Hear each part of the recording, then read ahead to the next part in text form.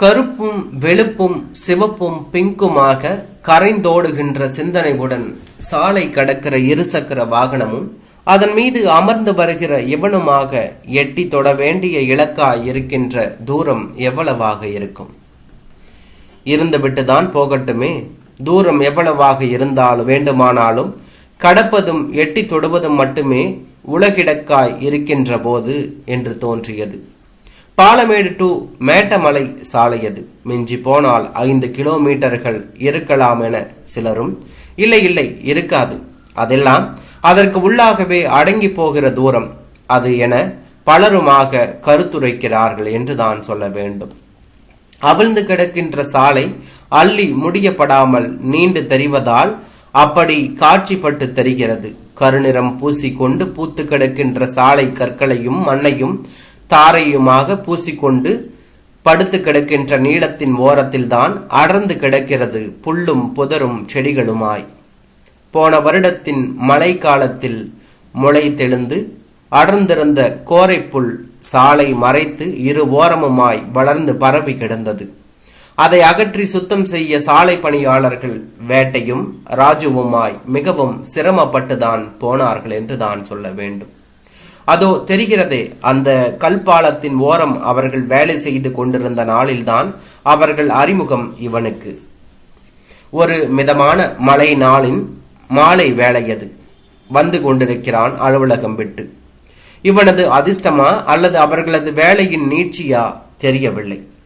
Chain கலண்டு ஓட வழியற்று நின்றுவிட்ட இருசக்கர வாகனத்தை தள்ளிக்கொண்டே வந்து கொண்டிருந்த வேலை, என்ன சார் என உதவிக்கு வருகிறவர்களாக வேட்டையும் வீரனனும் ராஜுவுமாக ஆகி தருகிறார்கள். எதற்கும் இருக்கட்டுமே என வீரனன் குறித்து வைத்திருந்த ஒர்க் ஷாப் போன் நம்பர் கை கொடுக்கிறது. அவரது செல்லிலேயே போன் பண்ணிவிடுகிறார். இவனது அனுமதியுடன் அவசரமாகவும் அவரின் செல் தாங்கிய ஒர்க் ஷாப்காரரின் வருகை நிகழ்வதற்கு உள்ளாய் பாலத்தின் கைப்பிடி சுவரில் அமர்ந்திருந்த வேட்டைதான் பேச்சை துவங்குகிறவராக இருக்கிறார். நாங்கள் அனைவரும் சாலை பணியாளர்கள்.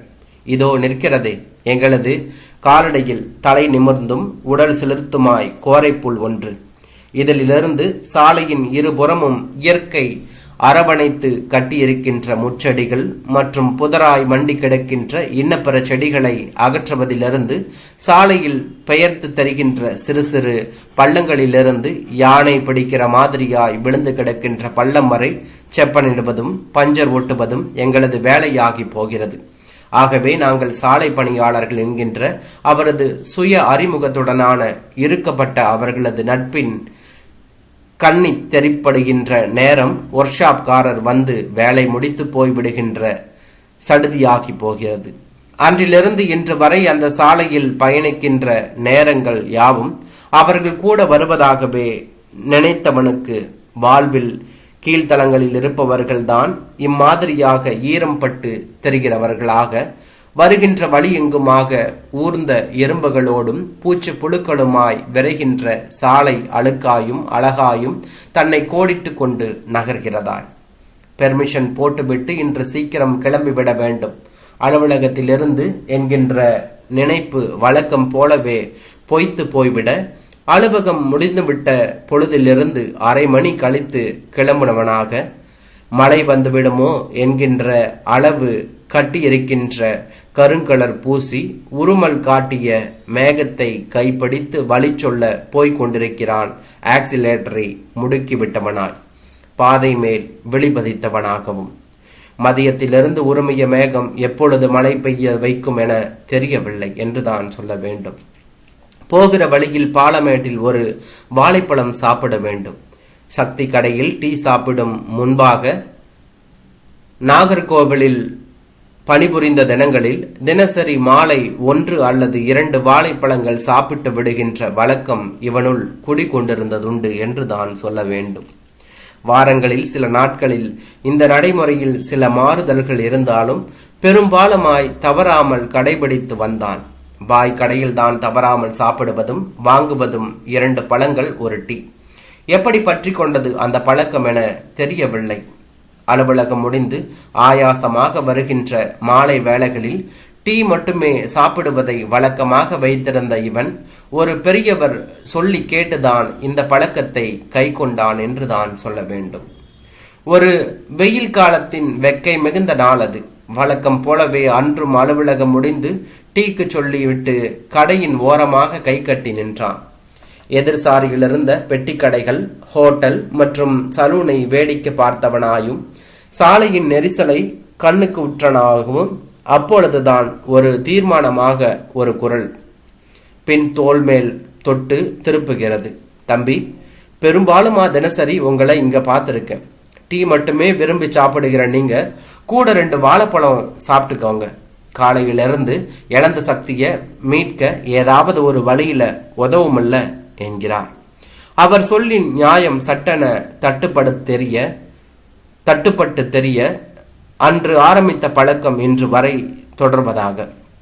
என்ன, இப்போது அந்த பழக்கத்தில் கொஞ்சம் தொய்வு விழுந்து போனதாக, அதை திரும்பவுமாக தொடர வேண்டும்.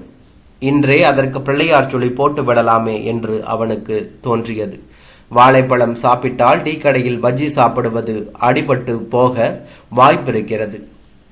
கிராமத்து பலகாரம் என்கின்ற பெரும் ஆசையிலும் மனக்கோளாறிலுமாய் டீ சாப்பிடுகின்ற தினங்களில் பஜ்ஜி சாப்பிடுவதுடன் வீட்டிற்கு பார்சலாக பஜ்ஜிகள் வாங்கி போகின்ற பழக்கமும் இவனுள் புதிதாக குடிக்கொண்டிருக்கின்ற வாழைப்பழ பழக்க நடைமுறையில் அடிபட்டு போகக்கூடும். வண்டியை 40 கிலோமீட்டர் ஸ்பீடில் வைத்து ஓட்ட முடியவில்லை. சற்றே பயமாகவும் மன உதறலுடனுமாக இருந்தது. முன் டயர் வழுக்கை விழுந்துவிட்டது. அதை நம்பி திருப்பத்தில் வேகமாக திருப்பவோ அல்லது பள்ளம் மேடுகளில் கூச்சமில்லாமல் இறக்கி ஏற்றி ஓட்டவோ முடியவில்லை.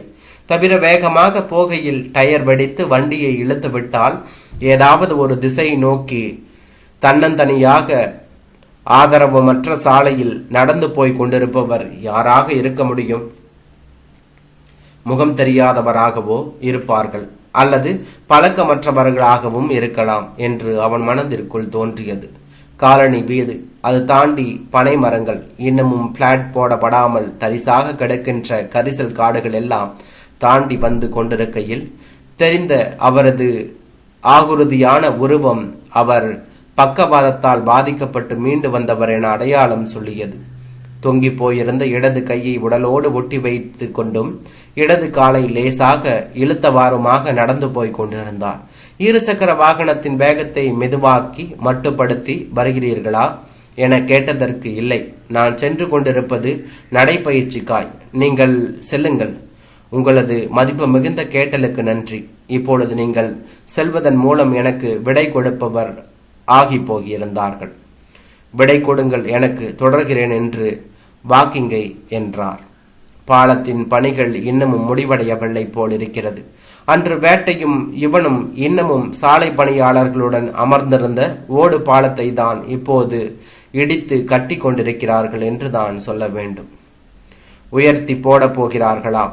மழைக்காலம் வந்தால் தண்ணீர் ரோட்டை மூடி ஓடி அந்த வழியே பஸ்ஸை கூட போக விடுவதில்லை. பக்கவாட்டிலேயே மண் ரோடு போட்டிருந்தார்கள் தற்காலிகமாக. அது ஒரு மழை நாளில் அரித்து கொண்டு போய்விட இரு சக்கர வாகனமும் பாதசாரிகளும் தவிர்த்து யாரும் போகவில்லை அந்த வழியே. அது தெரியாமல் அன்று பஸ்ஸில் போன இவன் பாலமேட்டிலிருந்து 2 சக்கர வாகனம் ஒன்றில் லிப்ட் கேட்டு போனான் என்று தான் சொல்ல வேண்டும். தினசரி 500 பேருக்கும் குறையாமல் வெளியேறி போய் வருகின்ற மெயினான சாலை இது. இதை போய் இப்படி செய்தால், இது தவிர இந்த வழியாக போகிற பஸ், லாரி, 2 சக்கர 4 சக்கர வாகனங்களின் எண்ணிக்கையை கணக்கில் எடுத்துக்கொண்டு பணியை ஆரம்பித்திருக்க வேண்டும். அதை விடுத்து இந்த மழை காலத்தில் போய் ஆரம்பித்து என்றவராய் பேசிக்கொண்டே வந்தார் இவனை ஏற்றிக்கொண்டு வந்தவர் என்று தான் சொல்ல வேண்டும். பக்கத்து ஊரில் போட்டோ ஸ்டூடியோ வைத்திருக்கிறார். கல்யாணம், காது குத்து, விசேஷங்களில் சுத்துப்பட்டு 25 கிலோமீட்டர் வரை எனது கேமராவில் இருந்து பாயும் ஒளி விரவி கிடைக்கிறது என்கிறார்.